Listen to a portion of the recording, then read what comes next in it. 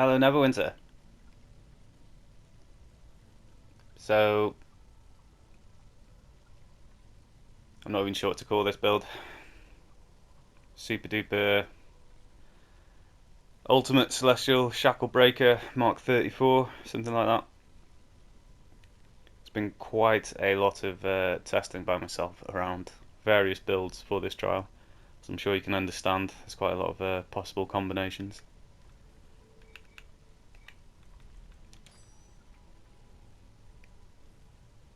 I finally ended up with a build which was capable of doing a good bit of damage.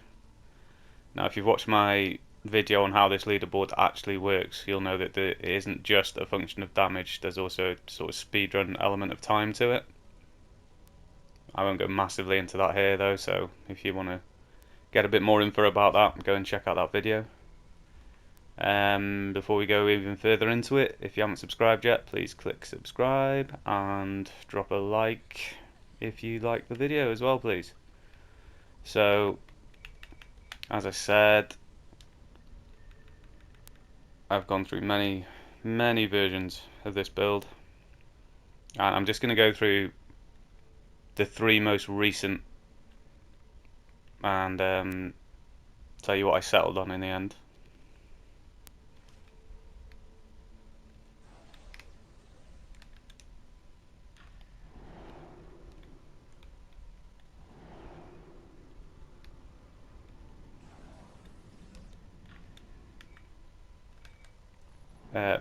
Buffs wise, we're using Hot Wings, Flask of Potency, Prime Rib, Sunlord's Gift. Hot Wings can be difficult to get hold of, but they come out the Elminster's lunch boxes, which are fantastically cheap at the minute due to Jubilee, the AFK farming that goes on in there. Got the Spider Box as well, just for an extra bit of combat advantage damage. So this is between the two builds that aren't using the Celestial Chest, this one was on the slightly weaker side versus the next one we'll take a look at.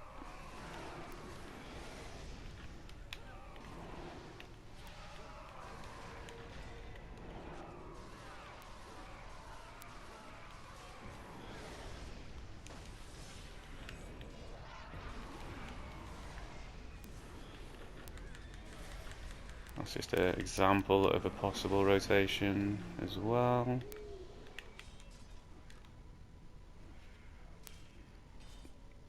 So as you can see, this is all very close to caps.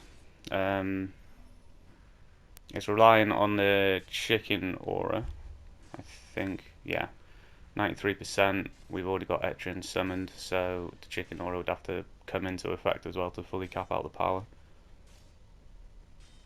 And then, you know, assuming all the other things being run as well, like the blue fire eye for the extra crit, Pally running the crit aura, Portobello, Tutor, Flapjack, etc.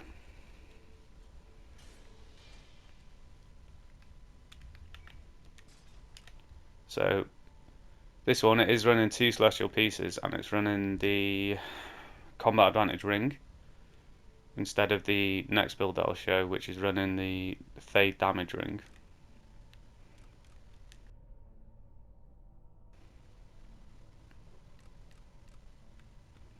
So yeah, if you were to, this one will be a similar price to the one with the damage ring, or maybe even a little bit more expensive than the damage ring. The one with the damage ring, I don't know how much that is these days.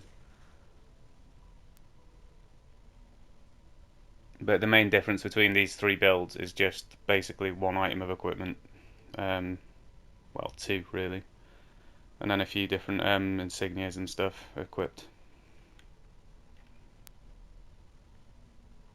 Yeah, so given that everything else is pretty much the same, I'll just go through the actual equipment of the different builds. So we've got the ultimate one. This was the original one that I switched to after the last set of build videos for the Warlock that I put out.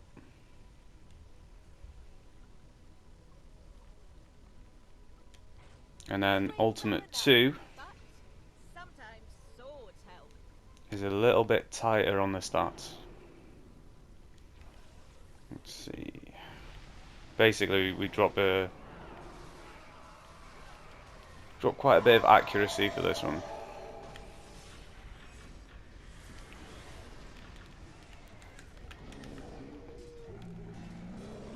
Yeah, dropped a good 5% accuracy there. And dropped a bit of crit strike, but still probably within acceptable levels once the blue fire eye comes in with the pally as well.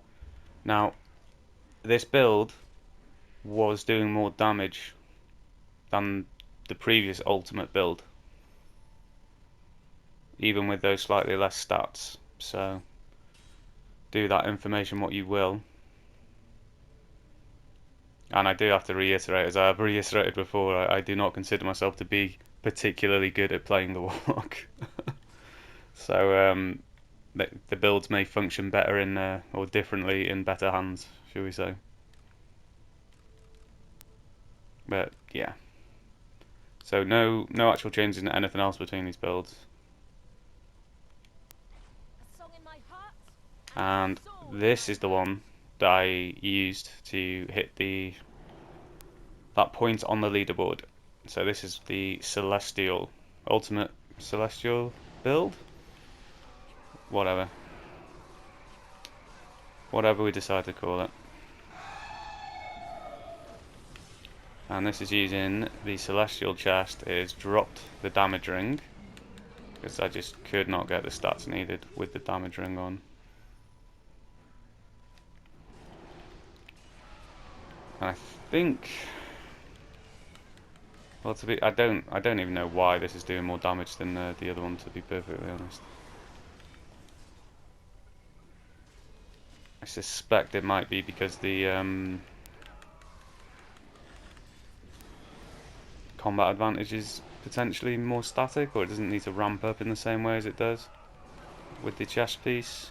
Or it could just be the fact that it's about 2k item level higher, so that's like a base damage boost, which is obviously more efficient than putting 5% into the other damage boost pool. With the amount of damage boost that's already being stacked, the base damage is inherently more effective. Or it might just be that for those runs that I was running this, I was sweating significantly harder, or there was slightly less lag. I mean, it's just very difficult to test, on the PlayStation at least, the proficiency of the various different builds. If I was on my PC, then I'd have a better chance to figure out what was going on. But at this stage of the game, I've been playing on the PlayStation so long, it would be pretty, well, just too expensive to switch over, basically. Okay, so yeah, so this has higher accuracy, at the least, than the previous one, with the damage ring. And the main difference is slotting in this celestial piece, and obviously that 2k additional item level. Right, so those are the three differences between the three builds, and from that point we can start talking about it. In fact, I'll just go through this one, and then you can ask in the comments if you want any information about the other configurations. So, Crown of the Everscourge,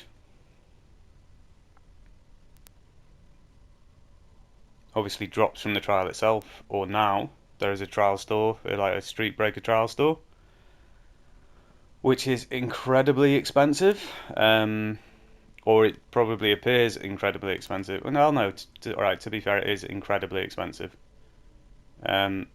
Obviously, given the amount that I've been running it already, this trial, I just happen to already have enough to actually buy a piece if I need it.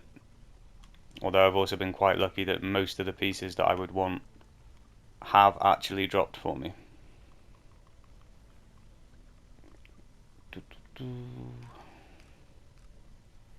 Yeah. Well, and also a lot of the pieces that I don't bloody want. I got all of this tank gear pretty much before I got a lot of the healer gear. So the only thing that I really want now is this healer helmet, which I can afford to get. But since we're still actively running, and I'm not doing all that much on the healer, I'm just continuing to run without buying it in case I want to buy a celestial piece for a different tune.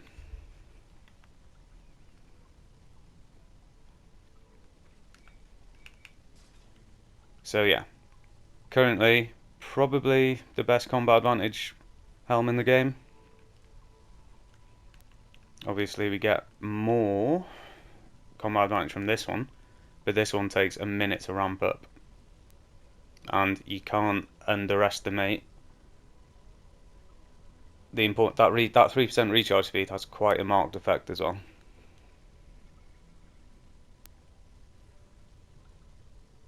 And get so much more ratings on it as well. That's absolutely crazy. I'm sure they're going to end up doing a combat rework soon. Scintillate Amulet, everyone knows this. I would think by this point, if you're looking at master builds. Yeah, so beyond the accuracy, it's also the recharge speed of this set that makes it so powerful. It would be nice to have some sort of update. And then obviously also the fact that it's a 2-piece set rather than a 3-piece set gives you a lot more flexibility with slotting in different artifacts. And thank God we moved away from the book set. Shout out if you remember these. Used to be the most OP set in the game. Back when item levels were more reasonable.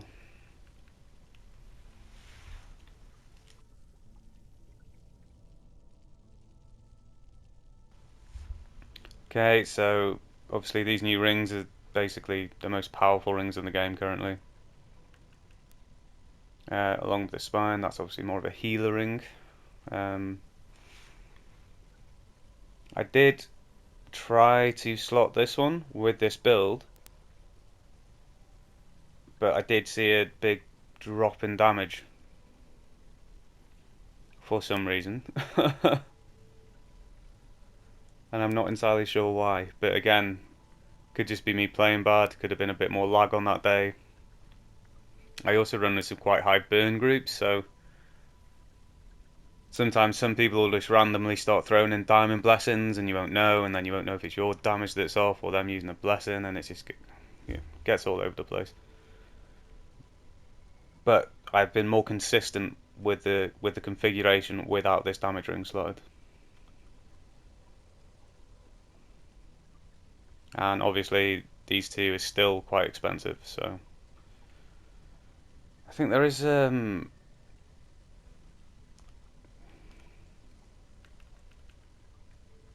yeah, so this Bloodlit Veil is basically a reskin of this Illustrated Beauty, except obviously the Bloodlit Veil has significantly more significantly more ratings on it. I think there's a MGR one that gives some half decent combat advantage as well. That one? No, not that one. That one's not too bad though.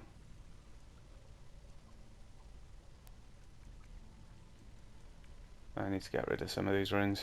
Makes it very difficult to find one of them.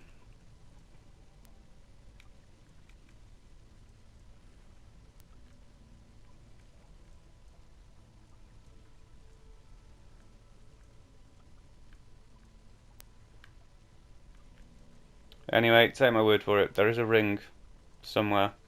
There's an MGR ring that has a good bit of combat advantage damage on it. I don't know how effective it would be, because if I recall correctly, it's tied into your stamina. So unless you're the type of Warlock who doesn't like shadow slipping much, which is few and far between, it probably won't be all that effective for you.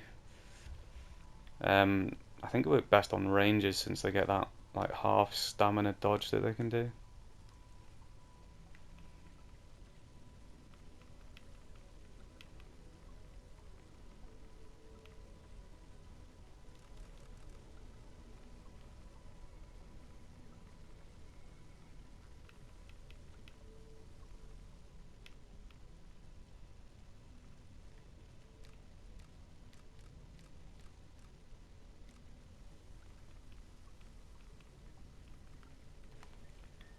Anyway, okay.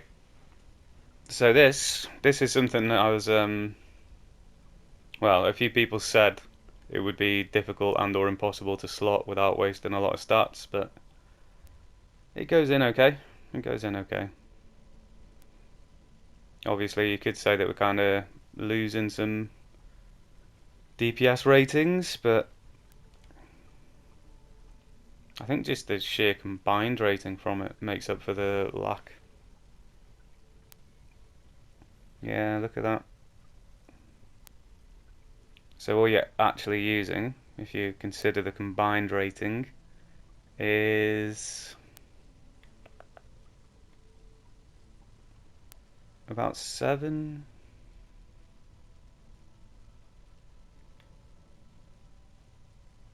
No, about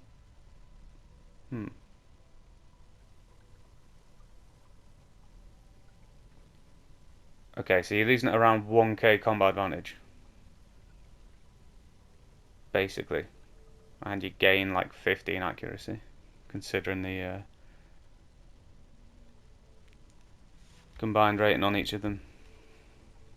And obviously you then get 5% accuracy from this.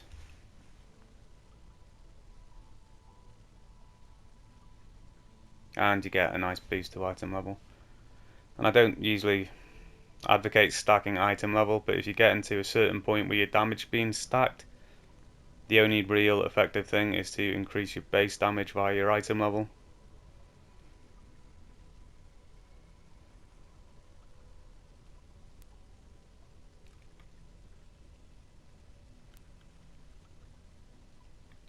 Celestial Arms, hands down the best arms in the game for DPS. Second to none. The priority for things that you want to get from this dungeon are arms first, then helm.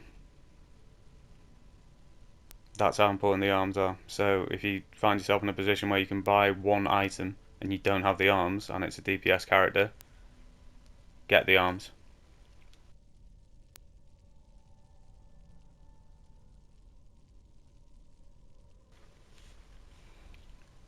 Void Touch weapons. I've already said this in the previous videos, but these are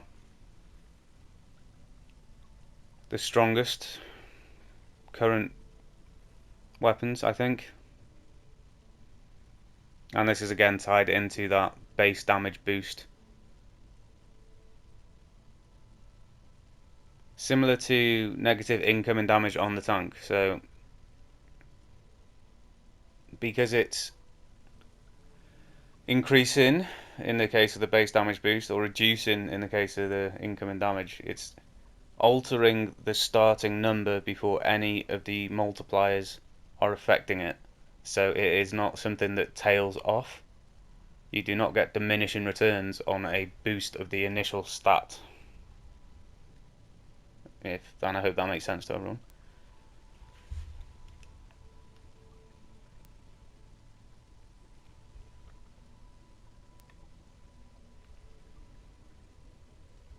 Oh, if you can't get these though, I mean, if you can't get these and you're struggling for stats, you got the perfect mark. That's got some good, relatively good stats on it. You can get your crit save, crit severity up, crit strike, good damage, and a little bit of base damage boost as well. And then you got your bismuth as well. Those are less good, less base damage boost.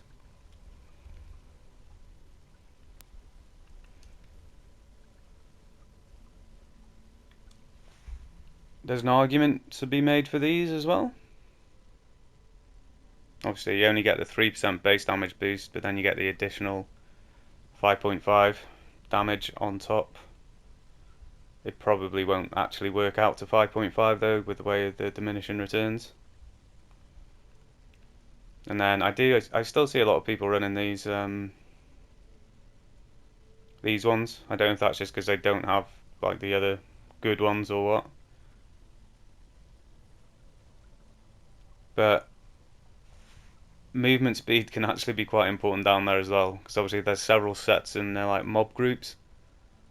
This is one of the sneaky things that rangers in particular do. If you're the first DPS to get to those mobs and you kill them all, none of the other DPS can get that damage. So if you are the first person to kill those mobs on each stage, you've basically secured yourself 100 to 200 mil damage that nobody else can get.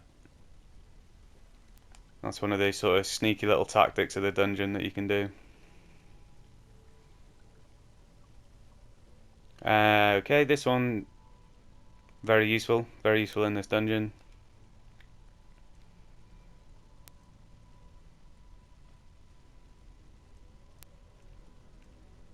And obviously in combination with the pants you get the additional combat advantage boost.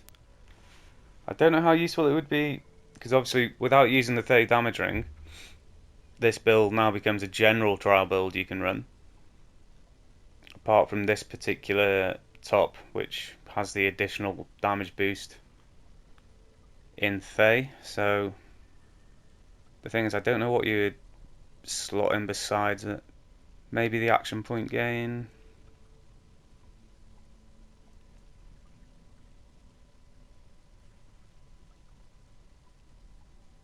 Probably wouldn't bother with the power. Yeah, I mean, you'd probably continue to keep that one on.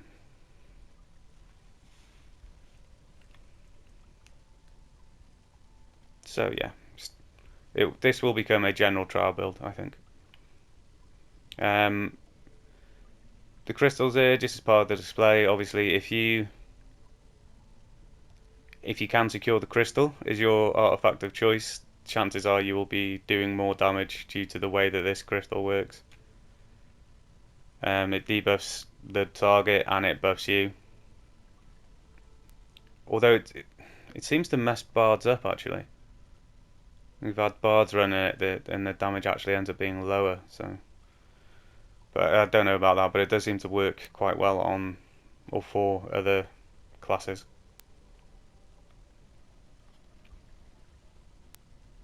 These boots are still great. I do have the damage boots. Not those.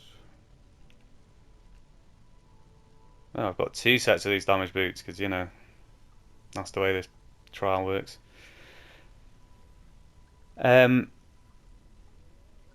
So right now, I can't slot these without...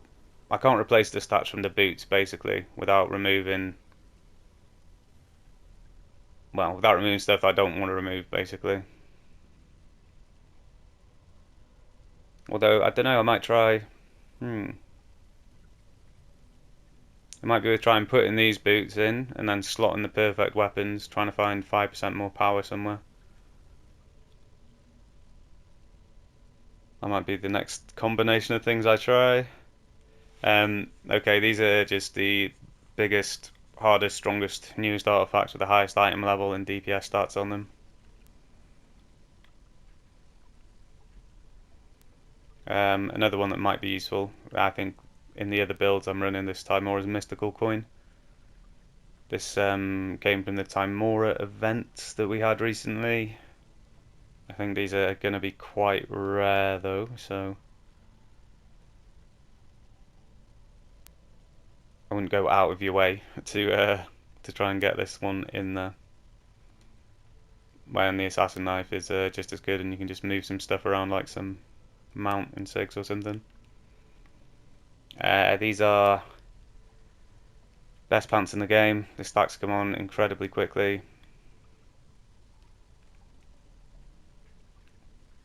I did have a build that slot these combat advantage, these other pants, which gave you the action point gain, and these are the best action point pants in the game, hands down, no argument. I would probably slot these action point ones in AoE if we ever get like a decently AoE dungeon again, because the well, it's just insane, absolutely insane the amount of action points you get.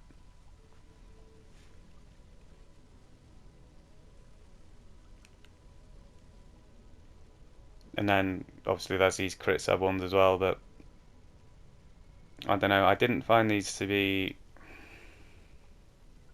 as reliable as I would want them to be, given how important crit sev is.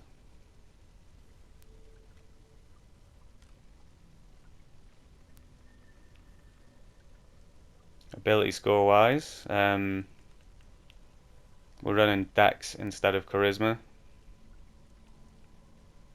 and that's to just boost up the critical severity, basically. They don't, it doesn't really give you much, these ability scores. Well, apart from like the intelligence is quite important because that's the sort of damage multiplier for magical damage. But stuff like Charisma,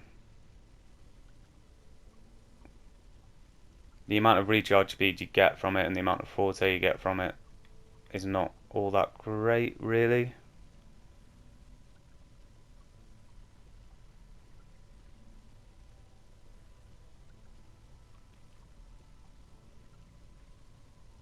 And I do enjoy a good bit of extra movement speed.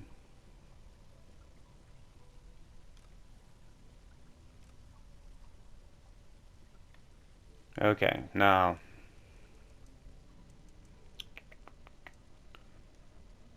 this will just be, you'll have to, depending on what like mountain sigs you got, you'll have to adjust these and then along with your armor reinforcement kits.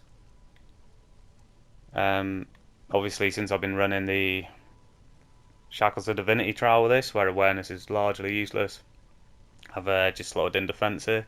Under normal circumstances, I would be running awareness, since in every other dungeon in the game, awareness is significantly, and I mean significantly, more potent than defense.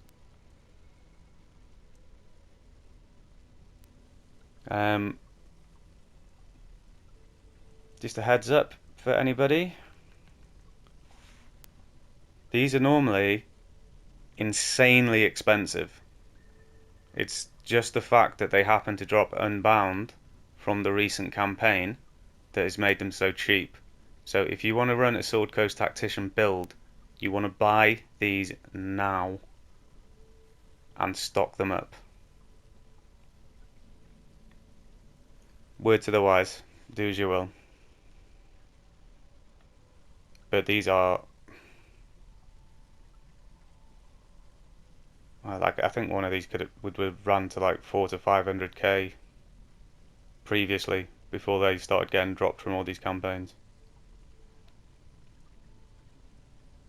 Rage of Flames, of course, because why not? Oh, incidentally, these three sets of builds, they could be reconfigured to sort of remove the need to run the Sword Coast Tacticians, and then you can slot in like one of the Thay plus damage ones, one of the new ones, which I still don't have on this tune. Are they in the campaign store?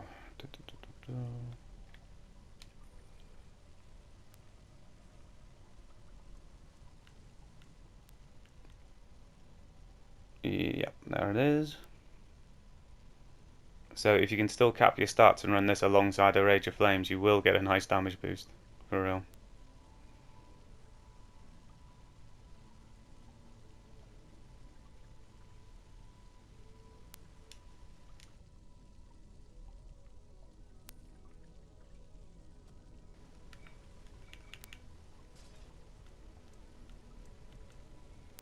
Okay, Lightning Flash. This is still far and away the best DPS enchantment that you can run, just for the sheer amount of stats. There's literally no competition.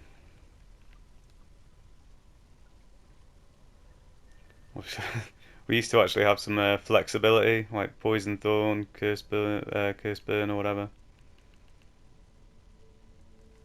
But no, this cannot be beaten. I'm running the recharge bonus. Now,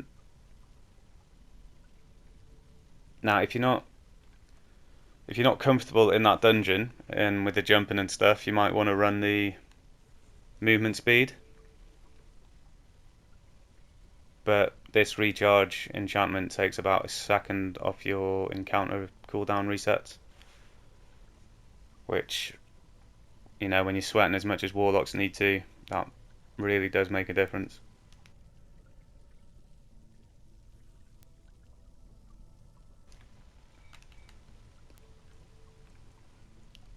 Okay, I'm just trying to remember the last build I put out.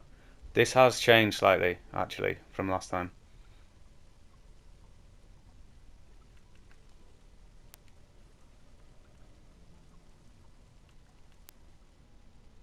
So I started running, I started putting Gates of Hell in here because it was less likely to accidentally cast. I've been having this really sort of weird thing where if I... Maybe I'm just spamming too hard, but it's like it's still registering a square.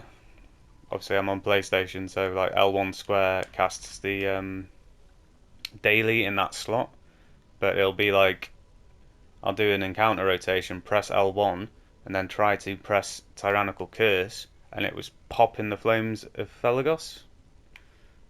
I don't know why. Presumably it was still registering a square button press instead of the actual correct press, and that was starting to really annoy me. But that doesn't seem to happen with the Gates of Hell slotted. Anyway, just a little aside, probably only relevant to PlayStation players. Dark Helix is our strongest at will. Obviously, as always, be careful when you're trying to cancel it, because you can cancel the damage out a lot more easily than you can do with what we used to be able to do with Hellish Rebuke. So what I'll usually do, animation cancelling wise, is if I want to do a little bit of a animation cancelling spam, I will actually use the Hellish Rebuke to just do a little spam, and then just be a lot more careful with the Dark Helix.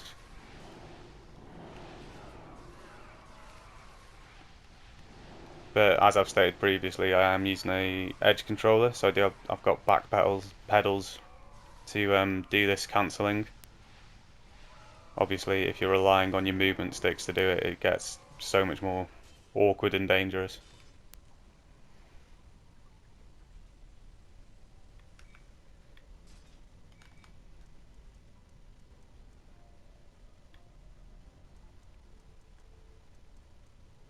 Yeah, so this bit's the same as usual. Hadar's Grasp, Killing Flames, Vampiric Embrace. Hadar's and Vampiric both have a Curse Consume effect, which is why we are using the part in Blasphemy, and it's why the order we do it in is either Hadar's Grasp, then Killing Flames, then Vampiric, or the opposite way around with the Vampiric, Killing Flames, and Hadar's. It's because we want to make sure that that curse is applied each time one of the Curse Consumes is activated, to make sure that we're triggering that parting Blasphemy.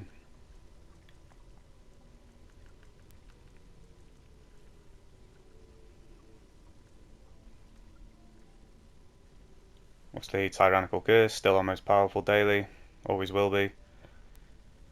If you're in a slightly slower burn group and you can get your daily back enough times downstairs, you can get quite a significant amount of extra damage, popping your daily on the boss, pulling the mobs in, and then allowing this to radiate the damage onto the mobs.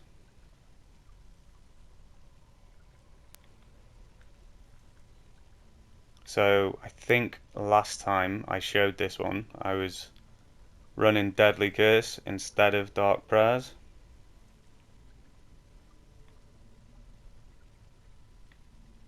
So here's the thing.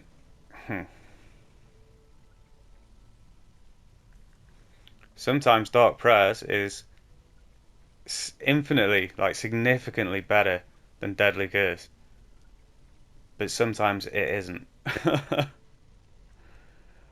If you're having a good, like, less laggy run, you're getting your animation cancelling down fine, and you're correctly activating your Soul Puppet with Hadar's Grasp, which means you need to curse Hadar's Grasp for the Curse Consume, and then make sure that Curse is always applied before Hadar's Grasp is pressed. and then your soul puppet's coming up all the time, it's not stuck and bugged anything, you can get such a fast return on your soul sparks that you can do significantly more damage. But if you're not very good at the animation cancelling and you keep messing up and whatnot, you might find a better time with Deadly Curse, because this will proc regardless of whether or not you've correctly cancelled your at-will. So play about with both of them, see how you feel about it. Double Scorch. Soul Scorch is no longer just something that we use to reset our powers, it is now one of our primary damaging abilities. So this Double Scorch does big damage. Big damage. You can get 2, 3, 4 off inside an arty window and get everything else off as well. It is just crazy damage. This is probably going to be the most contentious one. This is the one that people keep commenting on. Warlock's Curse versus Parting Blasphemy. Look at the two things we're running here. We've got 2 Curse Consumes on, and only one thing, which is weird because it doesn't actually state it on the doesn't state it here, but this, like, Killing Flames actually applies Curse as well.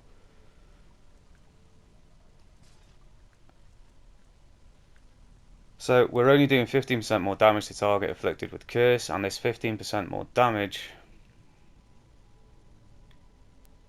I don't even know if that goes into a separate bucket or if it just stacks on top of the normal stuff and is like subject to the diminishing returns.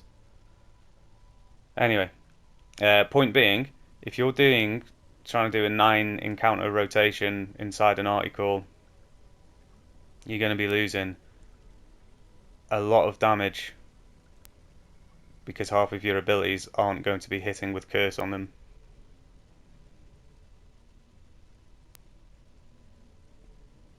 Well, that may not be strictly true.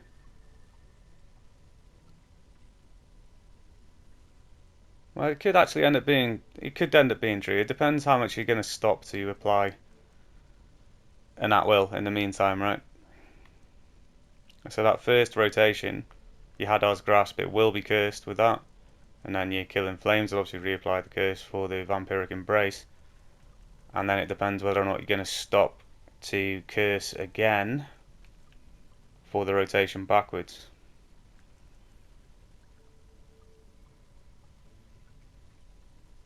I think it's going to be, basically, I find better results with Parting Blasphemy. More safe, at the very least, for consistent damage. I've seen people choose this one though, so if you get better results with this, carry on. Who am I to say how to play bloody tune, right? I have seen, yeah, I've seen people run Soul Desecration as well here.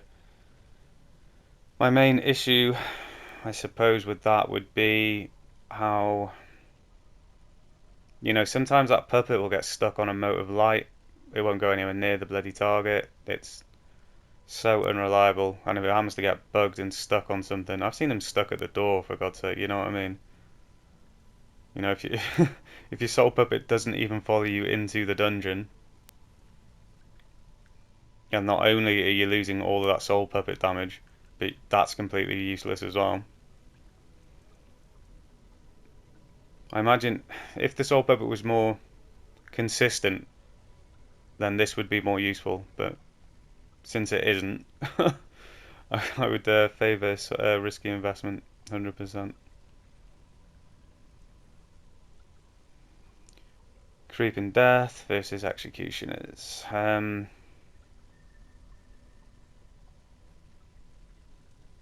Yeah, man, I mean, the Executioners, it does not achieve its maximum thing soon enough for it to outweigh the amount of damage that Creeping Death does in the meantime, especially since there's mobs downstairs.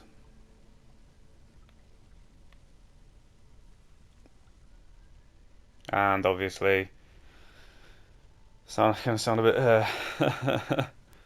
a bit old-fashioned here, but for a true Warlock experience, you need to be resetting your cooldowns. If you want a more wizardy experience, try your Wrathful Souls. But if you're gonna play a Warlock like a wizard, you might as well just play a wizard, right? They're a lot more they're a lot more consistent. Okay, boons remain the same. One important thing to remember is to have your lingering medicine equipped at least. Proccing that can save your life when dots are coming in. Procs off your health stone. And make sure you get the movement speed as well. I say movement speed is one of the most powerful stats in the game. And then just the usual forte, recharge speed, action points. Bloodlust, life lessons, enhanced application, blessed advantage, blessed resilience.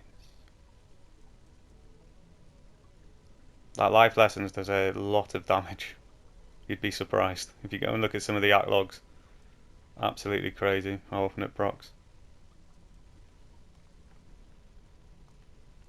So this will be whatever you need to balance your stats, obviously, or whatever your guild has.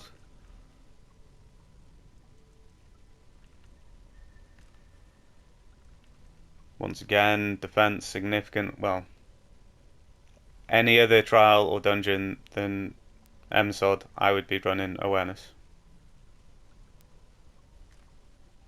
Now, here's one that may also be controversial.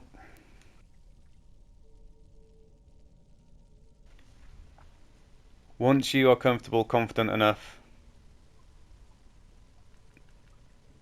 if you don't die, you don't need revive sickness, basically.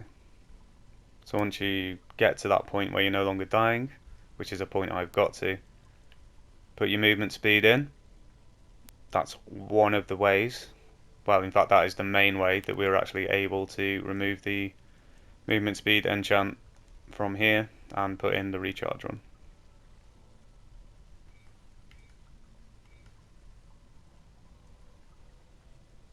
You're going to want at least a little bit because those jumps get really hairy if you don't have at least a little boost to your movement speed. Okie dokie. So yeah, the comp you run's going to be most likely up to the queue leader. I've been quite lucky recently. I say lucky, I might just be one of the few people who actually has an Etrian, but Etrian happens to be the hardest hitting out of the harder hitting ones. So Etrian, Black Death, Shooter, Flapjack. Those are the main ones. The DPS will be asked to run.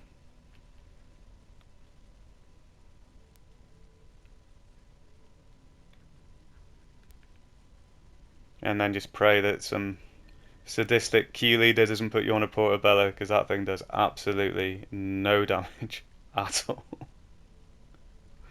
I suppose it could be worse, you could have a Rothe or something. I'm still not using the new companion equipment, although I did finally, I got like a single drop of some of this companion equipment. I'm just gonna say, guys, like, companion gear is a scam. Do not pay millions upon millions for a slight item level increase. Don't do it. Resist. There will be another mod come in, they'll adjust the companion gear, it'll be cheaper. It always happens. I've gone for Keen Eyes over the other crit serve one. Basically just for the extra 0.6.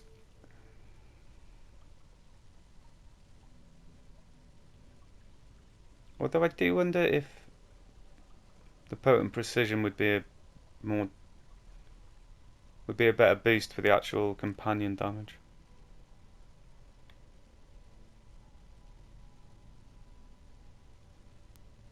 I might test that out at some point.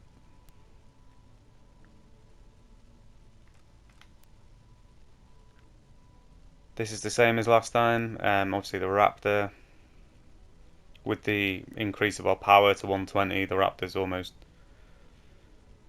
required. Well, it's more required than it was. We were getting to a point where we could probably have ran without Raptors, and then obviously they extended the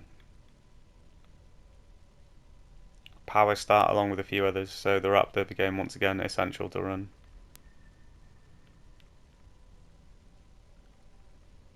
And besides that, it's 4 damage comps.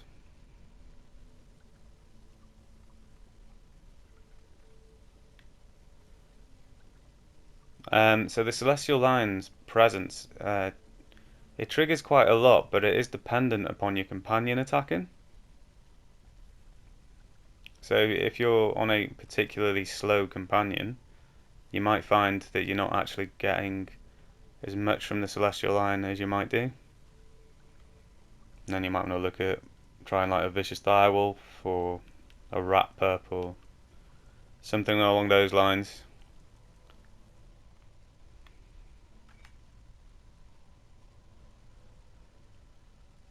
Okay, this has changed a bit as well.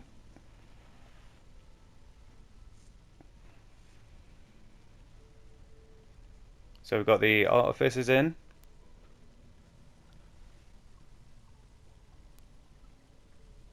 And this is in combination with the Tactician's Precision. It allows us to fire off a round of encounters directly before an arty call. Pop the artifact, pop the daily, and then just have a nice reset of powers all the way down, ready to go again. And then fire off the owlbear, fire off the mount, pop a soul scorch, and then we get another round of encounters. Pop another soul scorch, and that round of encounters will probably slip outside the arty window.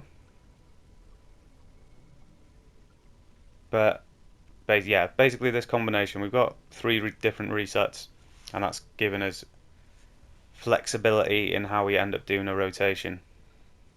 So we don't have to stick to one rotation. We can sometimes we might want to pop our daily first, do an encounter round, then pop our artifact and mount, and then basically you can adjust on the fly how you're doing your rotation. And we've slotted in Warlord's Motivation. So obviously I managed to get the stats to such a point where I don't need to put a stat companion in. And since we are running a hard-hitting companion, it now becomes worthwhile having Warlord's Motivation. I suppose there could be an argument for... So the reason why I haven't put in like additional encounter resets like Artificers or Tacticians is because it really throws off my rotation. That might be a me thing though. So basically this is a free one. You want to switch it out, see if you do more damage, see if you do less damage. If you're not running a hard hitting companion, there's not much point in the Warlord's Motivation, but you know, do what you will. Running the Golden Warhorse. The reason for the Golden Warhorse, in case anyone was wondering, is because it is the smoothest animation in the game. You do not get animation locked. See that? I did not have to stop to cast. So what you can actually do is, if you're going in for an early cast in the dungeon, you can stay nice and close, do your full rotation, and then you can actually cast the Warhorse and your owlbear as you're moving out into a safe position, which can just make it, well, safer basically. You don't get stuck in there. Like obviously the people who cast the toads are then like stun locked as the animation's going off. You don't need to do that. You can be moving out as you're casting.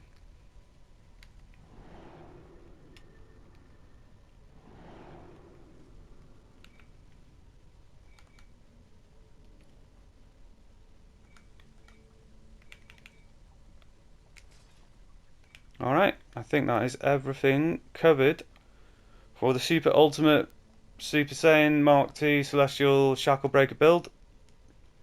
Off trademark. uh, Alright, yeah, so that's done. If you like the video, please leave a like. If you like a lot of videos, please subscribe. If you've got any questions, put them down in the comments. If there's anything in particular video-wise you want me to do, let me know. For build videos, I only really put them out for tunes that I'm actively playing, so I can actually verify that they work rather than just putting out like a load of shell builds. I am going to have to go through, well, all my tank builds, all my DPS builds, all my healer builds, and start like actually creating some proper dungeon builds soon. But yeah, if you've got anything you want me to show, just drop it down in the comments. And thanks for watching.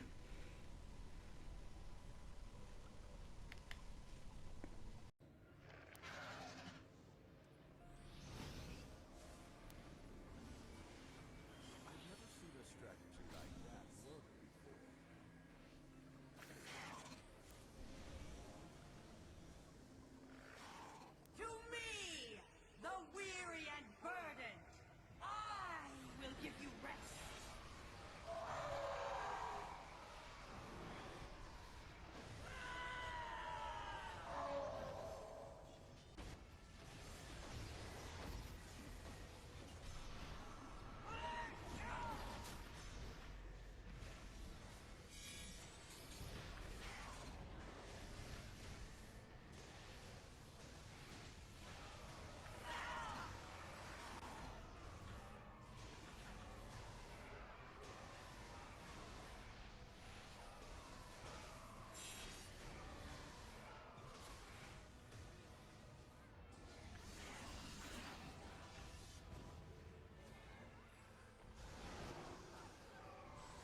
Anis dolor etiam. You know it.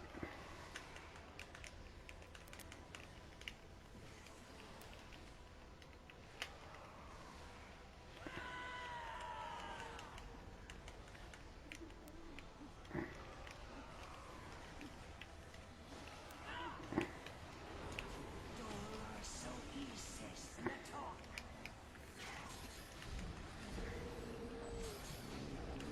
Anis dolor etiam.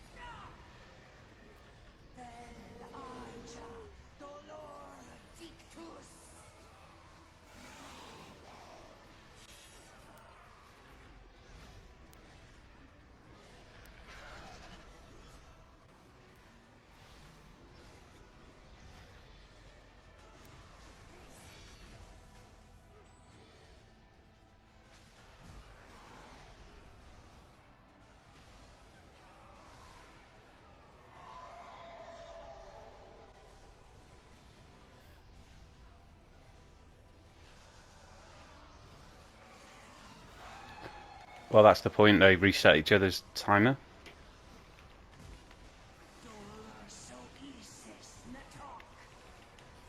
Well, yeah, no, I mean that's why I was asking them.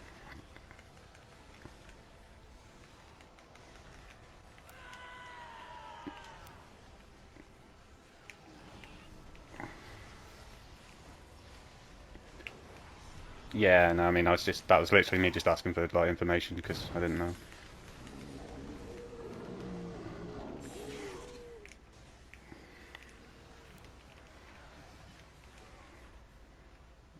Ah, yeah, that makes sense.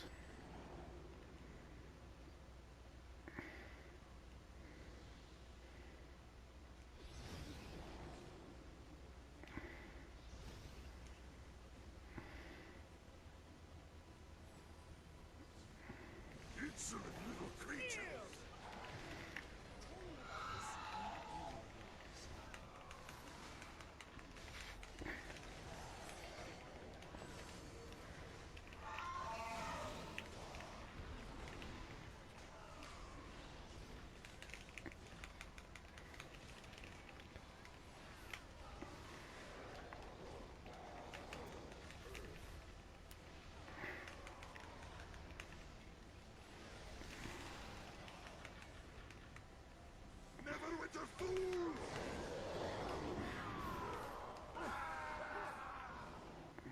Death marks you.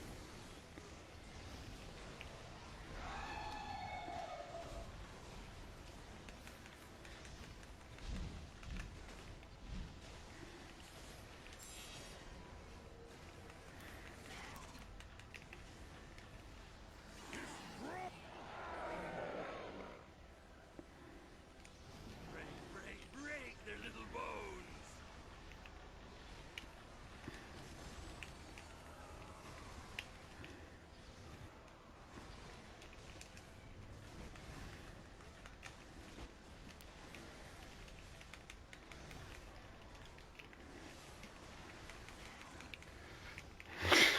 This pipe, I'm gonna fucking crease myself.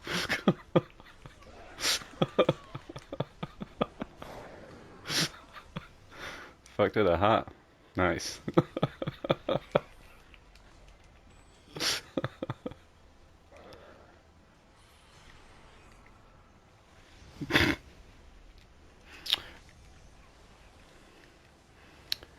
A bit more reasonable shape, right?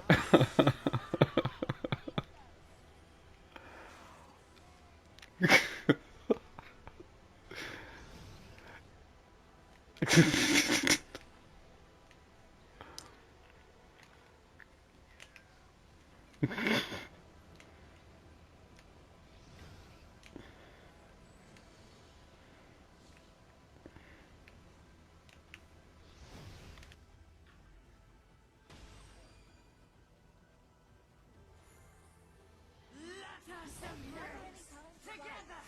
We bask in the glory of our new lord.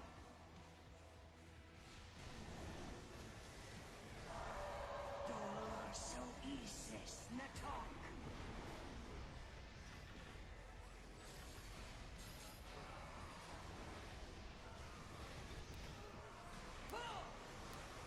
He could come stand in the back.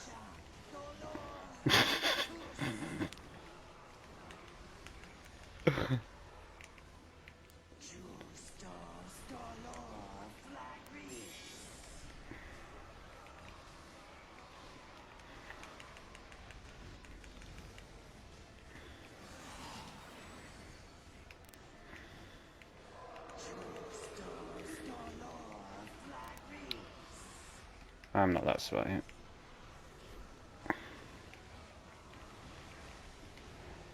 Fine.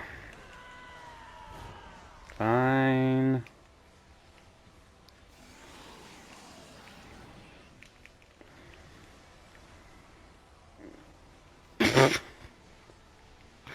If you take the bard out of the equation, I would be topping the board.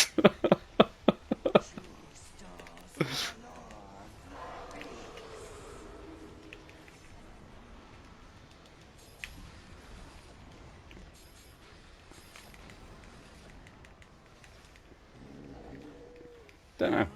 Don't really look at the numbers.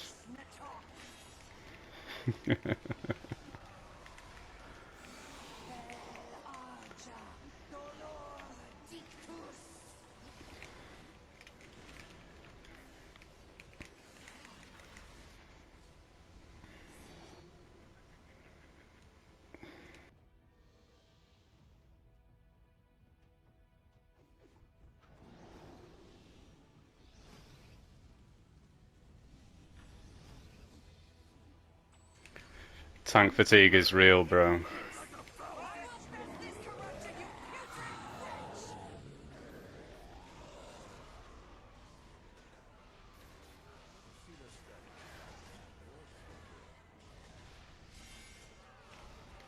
Wait, am I P6? No, I mean am I the P6 wipe? I thought I was like P5.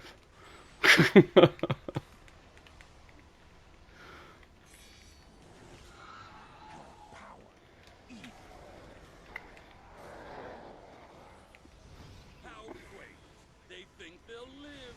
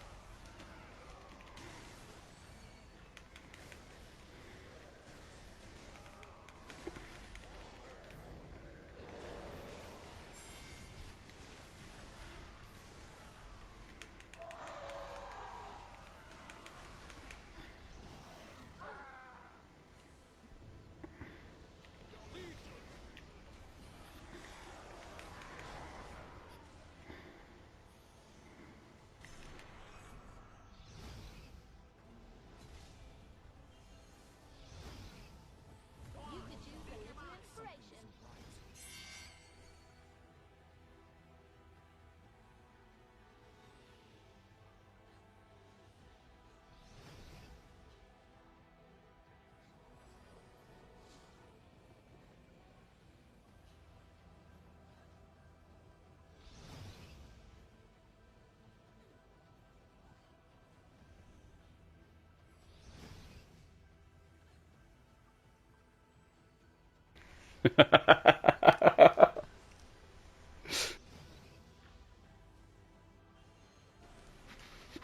Why does my head hurt?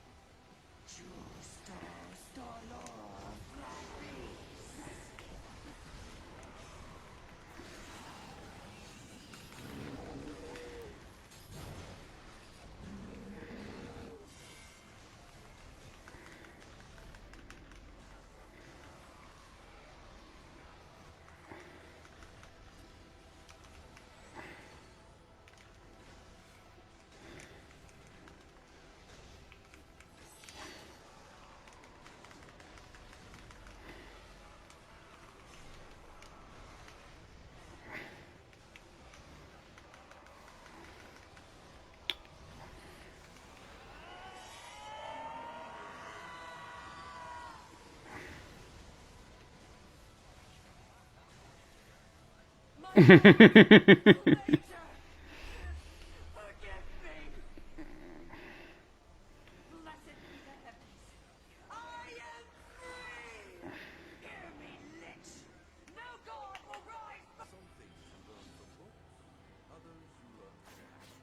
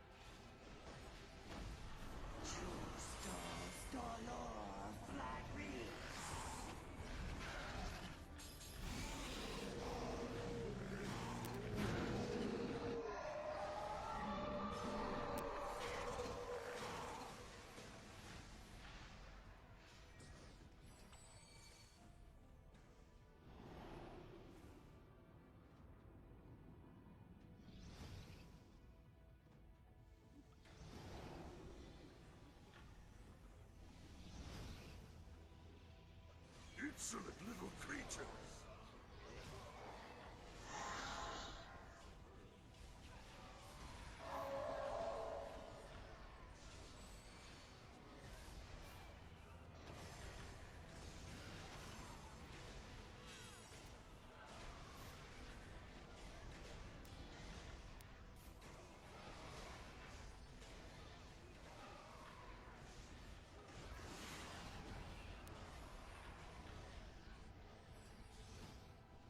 For the masters!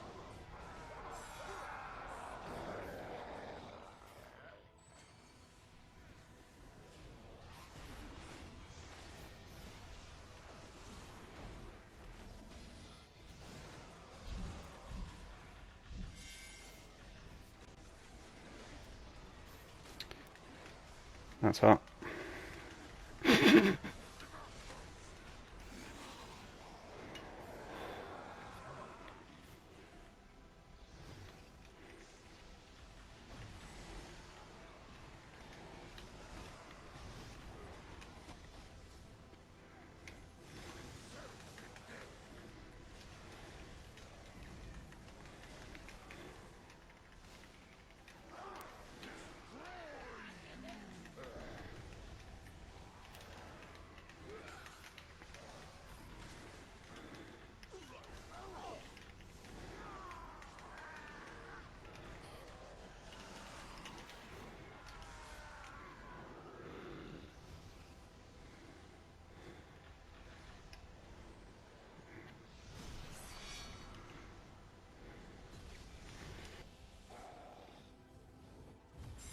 Sourdough, but sometimes soy milk.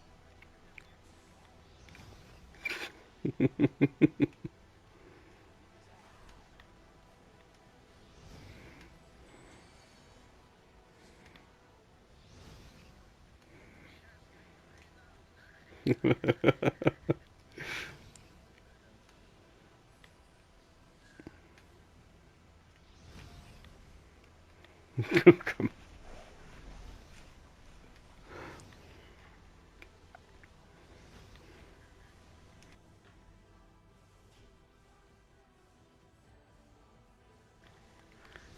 Let us embrace! Together, we bask in the glory of our new lord!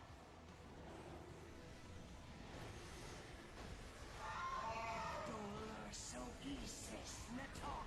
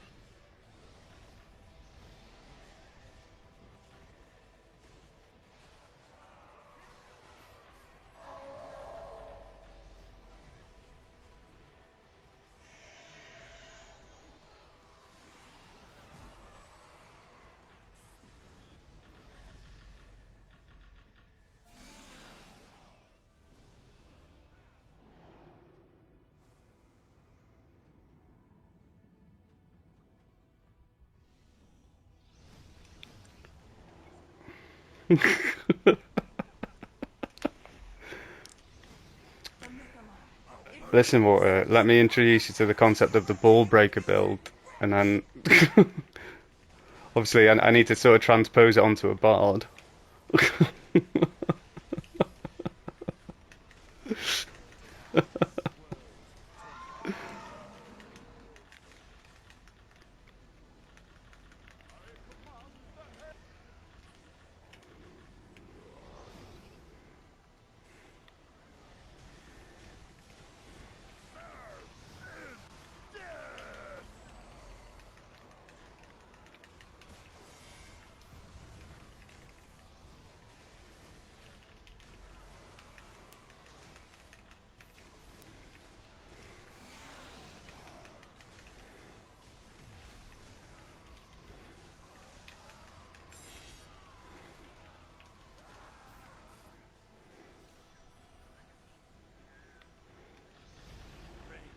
Break their little bones!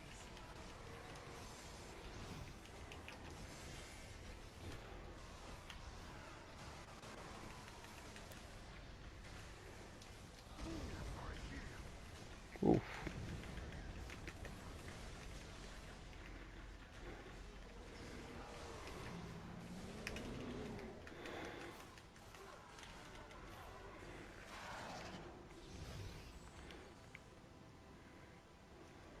Don't trust your eyes.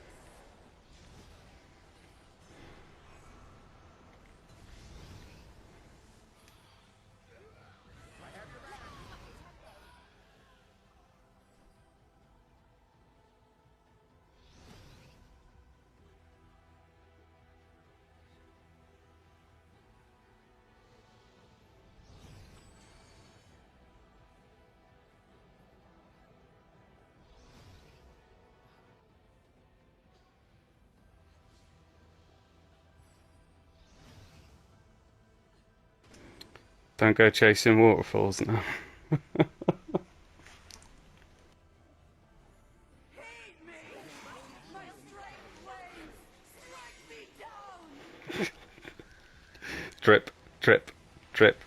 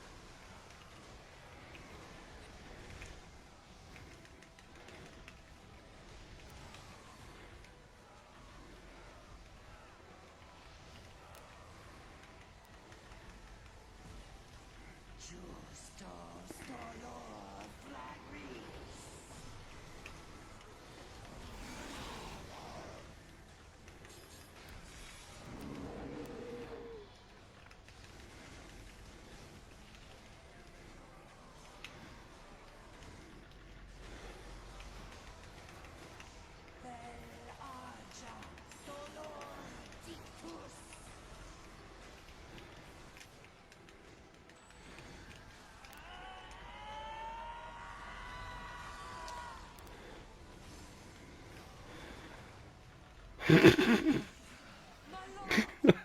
Creator! Forgive me! Blessed be the heavens!